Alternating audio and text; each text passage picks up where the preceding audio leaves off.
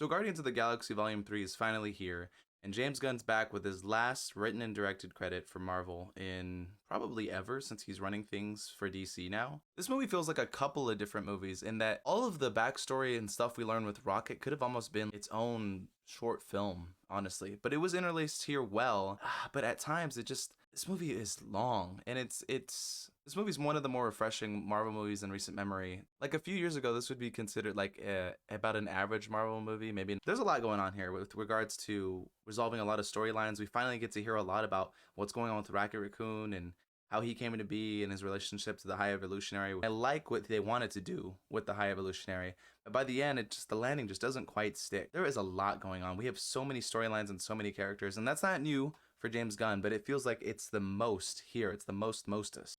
We finally get to see what happens to Gamora and the fact that she's went to the Ravengers, because this is 2014 Gamora, the one who survived Endgame, not the one who fell off the cliff. Her personality is completely different because she doesn't remember any of the history with Peter Quill, and that's refreshing. It's different. I like how much of an asshole she is and how intense she can be. So I'm with it. I kind of like the spin on Gamora. This movie's sneaky in that I never thought I would tear up at a CGI baby raccoon, but here we are. Yeah, Rocket Raccoon's really the heart of this movie, and they do a pretty good job of that.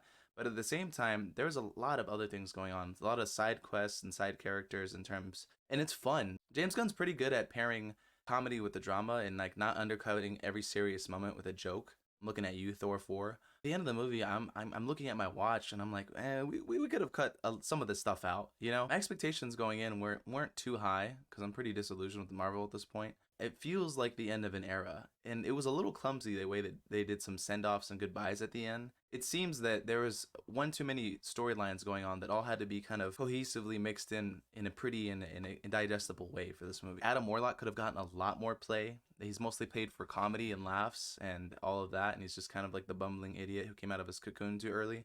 He's like still very much a kid. I liked Will Poulter as Adam Warlock, but I just feel like they need to do more with that character because he's like OP when he needs to be, but then like kind of thrown away and like set to the side when the movie doesn't need him. So I'm curious to see what they do with this character this late in the game. No spoilers, but Groot learned some new words, so that was kind of a fun surprise. But overall, I mean, this is definitely one of the more enjoyable movies. I want to like watch it on streaming. It's got some rewatchability. This movie has me wondering what's left for the Guardians as we know them. They're all going in different directions, and the way things were resolved with the villain, it leaves me a little deflated. We could have had a more satisfying conclusion to what happens to him and what his fate is. Some things I liked is that the CGI was a bit more coherent. It didn't look like things were getting shuffled around at the last minute and the effects houses didn't know what the hell they were drawing or rendering. The one thing that saved this movie was a unified vision, and like I think that's the benefit of having the first trilogy where James Gunn writes, directs the entire trilogy of films. There's not this weird tonal disconnect. It feels more like an evolution, to make a High Evolutionary reference. I felt solemn and bittersweet by the end because it's the end of an era,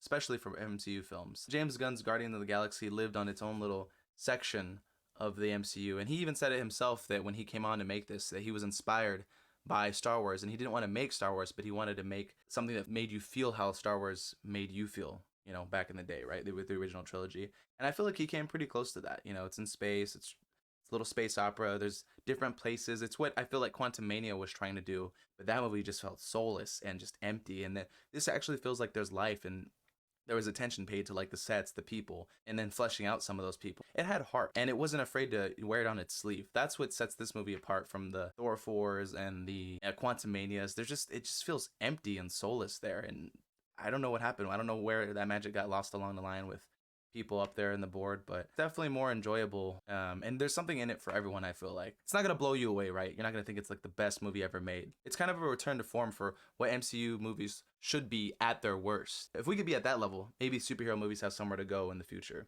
I don't know. We'll see.